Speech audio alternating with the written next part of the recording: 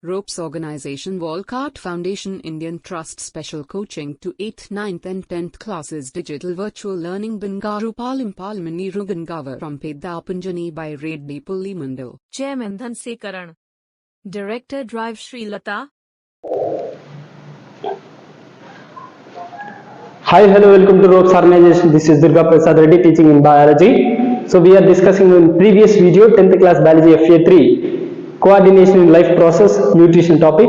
Let us continue the topic of nutrition lo two types unnai, autotrophic nutrition, heterotrophic nutrition.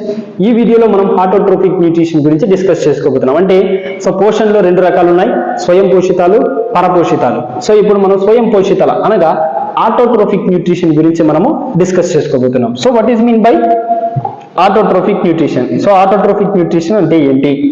So it is the process where an organisms prepare its own food from the simple inorganic materials. What is the definition of autotrophic? So autotrophic nutrition అంటే ఏంటంటే it is a process, ఇది ఒక ప్రక్రియ. So where an organism prepare its own food from simple organic materials. ఇవి own గా food materials ని prepare చేసుకుంటాయి. అంటే ఐ మీన్ సో సొంతంగా ఆహార పదార్థాలను తయారు చేసుకుంటాయి. ఎలాంటి వాటి నుంచి అంటే simple organic materials. So simple organic materials అంటే ఏంటి? కార్బన్ డైఆక్సైడ్ కావచ్చు లేదా వాటర్, ఇలాంటి సింపుల్ కాంపౌండ్స్ నుంచి ఫుడ్ ని తయారు చేసుకుంటాయి. That is called simple organic materials. అంటే ఆర్గానిక్ అంటే ఏంటి? Which is added of chemicals. Chemicals ఉంటే వాటిని ఆర్గానిక్ అంటున్నాం. సో ఏదంటే కార్బన్ డైఆక్సైడ్ మరియు వాటర్ మాలిక్యూల్ H2O. సో ఇక్కడ జరిగే ఈ ప్రాసెస్ కి ఎగ్జాంపుల్ ఏది తీసుకోవచ్చు అంటే photosynthesis. So photosynthesis the best example of autotrophic nutrition. Example in especially the process will be going on green plants. Green plants లో జరిగేటటువంటి process.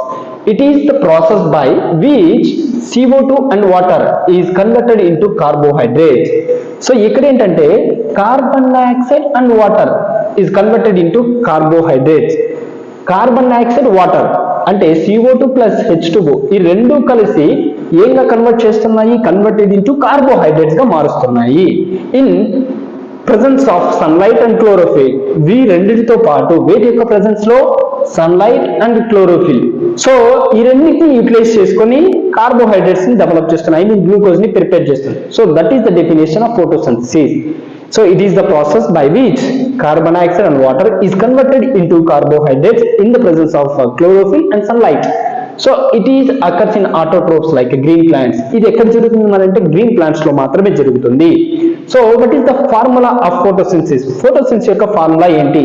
6CO2 plus 12H2O gives rise to C6H12O6 plus 6O2 plus 6H2O. So ఇందాక మనం చెప్పుకున్నట్టు ఈ రెండింటిని ఏమని పిలుస్తున్నాము? Simple organic substances, inorganic, simple inorganic materials. Simple inorganic materials ఏవేవి అంటే కార్బన్ డైఆక్సైడ్ ప్లస్ 12H2O అంటే ఏంటి? Water molecule. ఇక్కడ 6 అణువుల కార్బన్ డైఆక్సైడ్ ప్లస్ 12 అణువుల నీటిని అణువుని తీసుకొని క్లోరోఫిల్ మరియు sunlight, in the presence of chlorophyll and sunlight, ఈ రెండింటి సమక్షంలో ఏం ప్రిపేర్ చేస్తున్నాయి? గ్లూకోజ్ ని ఫామ్ చేస్తున్నాయి.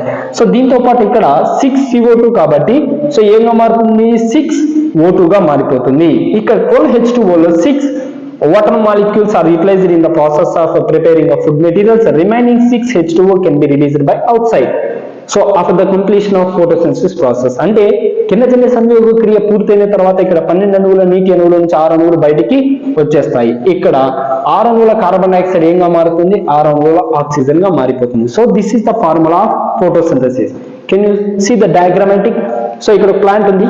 సో ప్లాంట్ ఏం చేస్తుంది అంటే జనరల్ గా రూట్స్ ద్వారా వాటర్ ని తీసుకుంటుంది.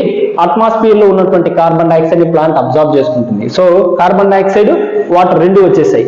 Water absorbed by roots, leaf absorbed the carbon dioxide from atmosphere. So దాంతో పాటు light energy, sunlight. So sunlight ని తీసుకొని క్లోరోఫిల్ ఎక్కడ ఉంటుందంటే లీఫ్ లో ఉంటుంది. సో వీటి ద్వారా ఫైనల్ గా జరిగిన ప్రాసెస్ ఏంటంటే గ్లూకోజ్ డెవలప్ అయింది. సో గ్లూకోజ్ స్టోర్ చేసుకునేది యాపిల్స్, వెజిటేబుల్స్, ఫ్రూట్స్ అన్ని కూడా స్టోరేజ్ అనేవి ఫుడ్ మెటీరియల్స్. సో ఫైనల్ గా లీఫ్ లో నుంచి ఏం రిలీజ్ అయింది? ఆక్సిజన్ బయటికి రిలీజ్ అయిపోయింది. So this is the process of photosynthesis. So in diagrammatic representation. So carbohydrates provide energy to the plants. Carbohydrates అనేవి ఎందుకు ఉపయోగపడతాయి అంటే మొక్కలకి సో ఎనర్జీని ప్రొడ్యూస్ చేస్తుంది. So carbohydrate provide energy to the plants. the carbohydrates which are not used immediately are stored as a starch. అంటే ఏర్పడినటువంటి carbohydrates అన్ని ఇమీడియట్ గా ఉపయోగపడవు, మొక్కలు ఇమీడియట్ గా ఉపయోగపడవు. ఒకవేళ ఉపయోగపడిన మిగిలిపోయినవి ఏమవుతాయంటే స్టార్చ్ గా స్టోరేజ్ అవుతాయి, అంటే పిండి పదార్థాలుగా వాటిలో స్టోరేజ్ అవుతాయి. It is serve as the internal energy receivers. So దీనివల్ల ఏమవుతుందంటే ఇంటర్నల్ ఎనర్జీని యూటిలైజ్ చేసుకుంటుంది. In our body energy derived from the food ఈ స్టోరేజ్ యాజ్ గ్లైకోజన్. మన బాడీలో స్టోరేజ్ అయినటువంటి ఆ ప్రాసెస్, ఎనర్జీ ప్రాసెస్ ని ఏమని పిలుస్తున్నాం? గ్లైకోజన్ అని. So this is autotrophic nutrition. So ఇది మనకి ఏంటంటే ఆటోట్రోఫిక్ న్యూట్రిషన్. సో ఇప్పుడు ఈ ఆటోట్రోఫిక్ న్యూట్రిషన్ ప్లాంట్ లోపల ఎలా జరుగుతుంది మనం డిస్కస్ చేస్తే, so can you see here the diagrammatic representation of plant leaf. So plant leaf లో ఎలా జరుగుతుందంటే, సో జనరల్ గా లీఫ్ యొక్క స్ట్రక్చర్ ని మనం తీసుకుంటే, సో చూడండి లీఫ్ యొక్క ఈ ఎడ్జ్ పార్ట్ ని మనం లీఫ్ టిప్ అంటున్నాం. సో దీన్ని లీఫ్ మార్జిన్, దాన్ని లీఫ్ మార్జిన్ అంటాం. ఈ మిడిల్ లో ఉన్నటువంటి దీన్ని మిడ్ రిబ్ అంటాం. So that is called mid rib. So దాన్ని మిడ్ రిబ్ అని పిలుస్తున్నాం. సో ఈ మధ్యలో ఉన్నటువంటి ఈ బ్రాంచెస్ ని ఏమని పిలుస్తున్నాం అంటే వీన్స్ అంటున్నాం.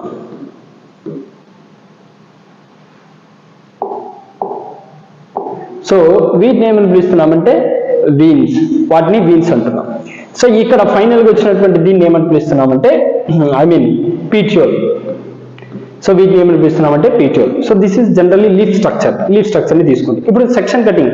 సో మనం క్రాస్ సెక్షన్ చేస్తే లీఫ్ ని క్రాస్ సెక్షన్ ఇలా అలా అడ్డంగా కట్ చేస్తే, సో చూడండి మిడ్ రిబ్.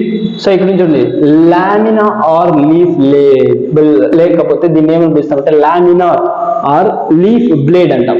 సో ఈ కంప్లీట్ పార్ట్ అంతా కూడా లీఫ్ బ్లేడ్ అంటాం. వీటిని ఏమని పిలుస్తామంటే వీన్స్ అంటాం. ఇక్కడ ఏంటంటే ఈ మిడ్ రిబ్ లో ఫ్లోయం జైలం అనేవి ఉంటాయి. సో వాటిలో ఏమంటే వాస్కులర్ బండిల్స్ ఎందుకు యూజ్ అవుతాయి అంటే ట్రాన్స్పోర్టేషన్ యూజ్ అవుతాయి.